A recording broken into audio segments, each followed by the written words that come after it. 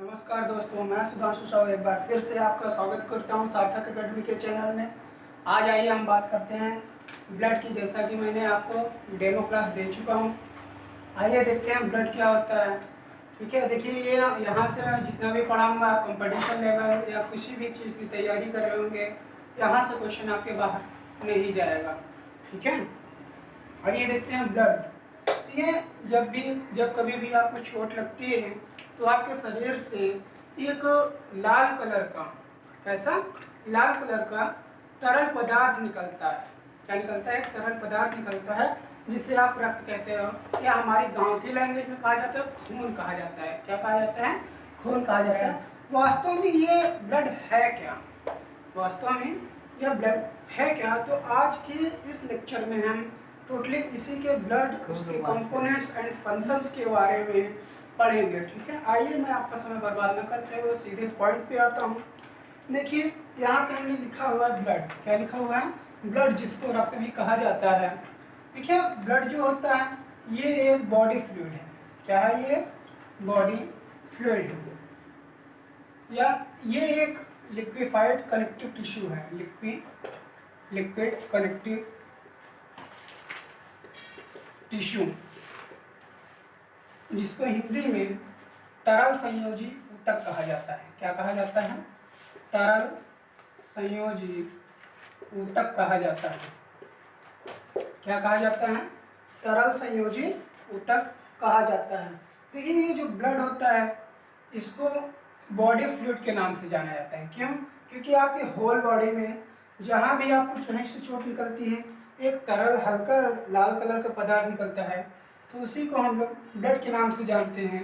ये जो ब्लड है इसका मेन फंक्शंस होता है कि ये आपकी बॉडी में न्यूट्रिएंट्स और अदर पदार्थों का क्या करता है?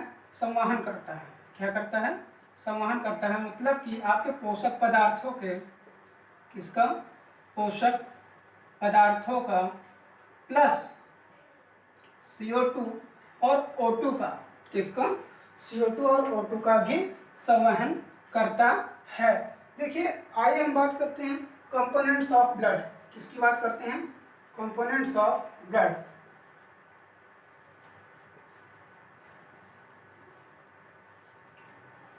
देखिए ब्लड बनता किससे है? ब्लड के कंपोनेंट क्या है? संघटक क्या है?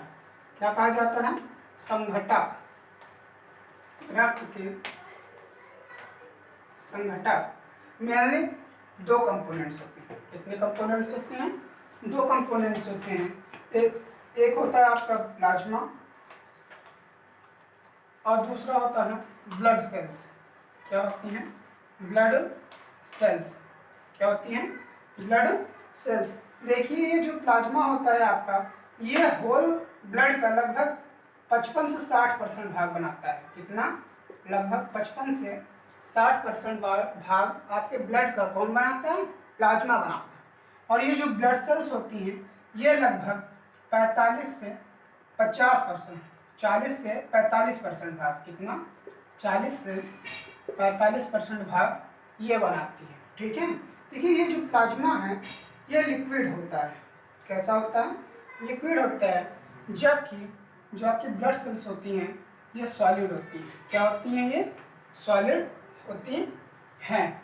देखिए प्लाज्मा क्या है? प्लाज्मा में लगभग 90%, कितना? 90% वाटर होता है। क्या होता है? 90% वाटर होता है और 10% में अदर कंपोनेंट्स होते हैं। क्या होते हैं? अदर कंपोनेंट्स होते हैं। अदर कंपोनेंट्स होते हैं जिसमें लगभग 7% के आसपास में आपका प्रोटीन होता है। क्या होता है? प्रोटीन होता है। उसके बाद और लगभग 2% के आसपास में आपके सॉल्ट्स होते हैं एंड 1% के आसपास में आपके ग्लूकोज होते हैं।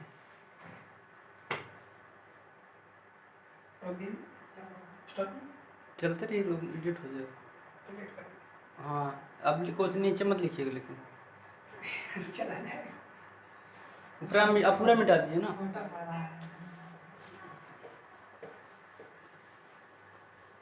ये तो एक्स्ट्रा रखा था बोर्ड यहाँ चला, हमारे यहाँ से 8 बाई 4 लग गए थे, खाली हो गया। अब ऊपर ही लिखिएगा सर, ठीक है।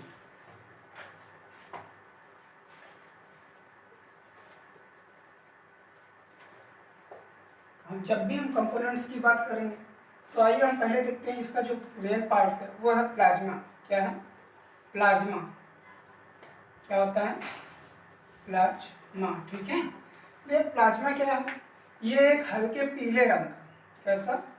हल्के पीले रंग का पदार्थ होता है। पीले रंग का पदार्थ होता है। पदार्थ होता है। इसके पहले थोड़ा सा हम ब्लड के बारे में और चीज़ें जान लेते हैं।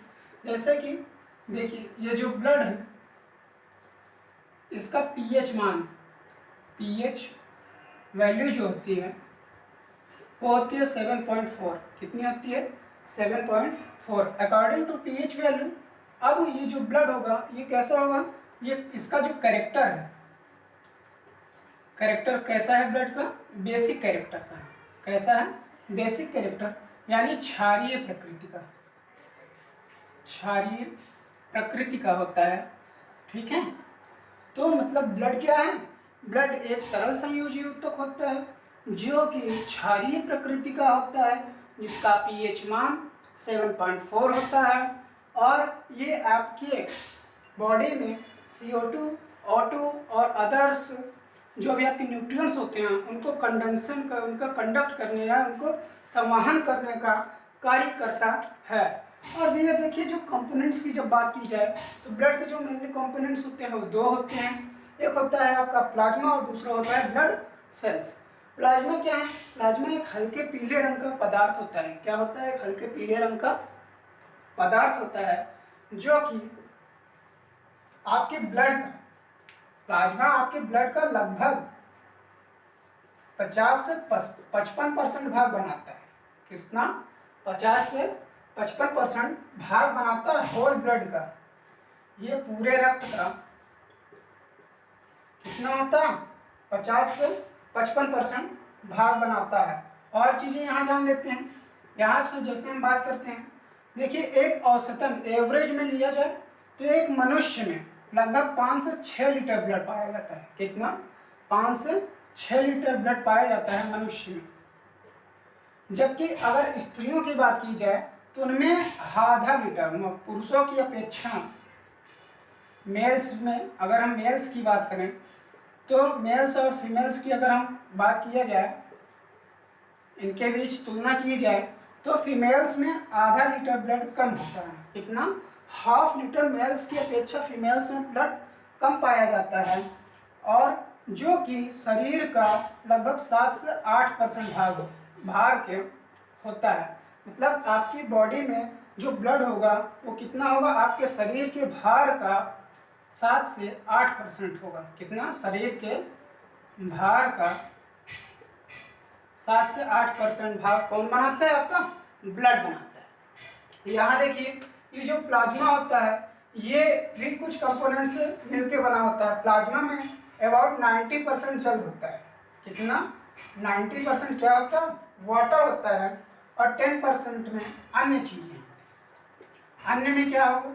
लगभग 7% के आसपास में आपका प्रोटीन होता है। क्या होता है? प्रोटीन होता है। लगभग 2% के आसपास में आपके साल्ट्स होते हैं और 1% के आसपास में आपका ग्लूकोज होता है। क्या होता है? ग्लूकोज होता है। और वहीं जो दूसरी बात हम करेंगे आपके ब्लड सेल्स की, देखिए ये जो ब्लड सेल्स होती हैं ये मेनली 3 तरह की होती हैं। कितनी होती हैं? 3 तरह की। यहाँ देखिए ये हल्के पीले, ये जो प्लाज्मा होता है ये लिक्विड होता है यानी तरल होता है। कैसा होता है? ये तरल होता है। ठीक है। जबकि आपकी जो ब्लड सेल्स होती हैं यानी रक्त कणिकाएं, क्या? रक्त कणिकाएं, ये कैसी होती हैं? ठोस होती हैं। कैसी होती हैं? ठोस होती हैं। इनमें मेनली आरबीसी होती हैं, WBCs होती हैं और आपके होते हैं प्लेटलेट्स। क्या होते हैं? प्लेटलेट्स। ठीक है। देखिए आरबीसी का जो फुल फॉर्म होता है वो होता है रेड ब्लड कार्पसेल्स, और WBC का जो होता है वो होता है वाइट ब्लड कार्पसेल्स। प्लेटलेट्स रुधिराण, क्या कहा जाता है इनको हिंदी में? रुधिराण। ठीक है। और यहाँ इसको कहा जाता है श्वेत रक्त कणिकाएं। क्या कहा जाता है? श्वेत रक्त कणिकाएं। श्वेत रक्त कणिकाएं, इनको कहा जाता है लाल रक्त कणिकाएं। लाल रक्त कणिकाएं। ठीक है। क्या कहा जाता है? लाल रक्त कणिकाएं। देखिए जो ब्लड होता है इसका रेड कलर, ब्लड का लाल रंग जो होता है उसका रीजन है इसमें उपस्थित हीमोग्लोबिन। क्या होते हैं? हीमोग्लोबिन। हीमोग्लोबिन नामक पदार्थ के कारण ही ब्लड कैसा होता है? लाल। कैसा होता है? लाल होता है। ठीक है। जैसे एक फिगर के माध्यम से बनते हैं, और ये जो हीमोग्लोबिन बनती है ये कंपोजिशन होता है आपके आयरन का, Fe का और प्रोटीन का। किसका कंपोजिशन होता है? आयरन का और प्रोटीन का। जैसे एक फिगर के माध्यम से हम इसको देख सकते हैं। जैसे ये देखिए, ये देखा जाए, ये आपकी आरबीसी है। क्या है? आरबीसी है। यहाँ पे देखिए ये एक छोटा सा ड्रॉ करते हैं, ये कंपोजिशन है आपके आयरन का और प्रोटीन। किसका कंपोजिशन है? आपके आयरन का और प्रोटीन का। और इसके अंदर जो भी होगा यही क्या होगा? आपका हीमोग्लोबिन। क्या होगा? हीमोग्लोबिन। ठीक है। अगर देखिए हीमोग्लोबिन से अगर बात की जाए, आइए अब देखिए यहीं पे आरबीसीज में हिपैरिन पाया जाता है। हिपैरिन क्या होती है? एक हिपैरिन प्रोटीन होती है जो कि प्रतिस्कंदक का कार्य करती है। क्या करती है? प्रतिस्कंदक का कार्य करती है। मतलब ये आपके ब्लड को क्लॉट नहीं होने देती है। क्या नहीं होने देती है? ब्लड को क्लॉट नहीं होने देती है, यानी कि रक्त को थक्का नहीं बनने देती है। रक्त का थक्का से मतलब क्या है? जैसे आप देखिए आपको चोट लगती है, लगातार कंटिन्यूअस आपकी ब्लीडिंग होती रहती है, कुछ टाइम के बाद वहाँ पे देखिए एक छोटी सी मुलायम सी पपड़ी टाइप की पड़ जाती है और आपका जो ब्लीडिंग होता है वो रुक जाता है। तो वही क्या होता है? ब्लड क्लॉट कर जाता है, रक्त का थक्का बन जाता है। अगर आपके ब्लड में ये हेपेरिन नाम की प्रोटीन होगी तो आपके ब्लड को क्लॉट करने नहीं देगी, जबकि इसी के अपोजिट में कार्य करती है आपकी फाइब्रिनोजन। क्या कार्य करता है? फाइब्रिनोजन।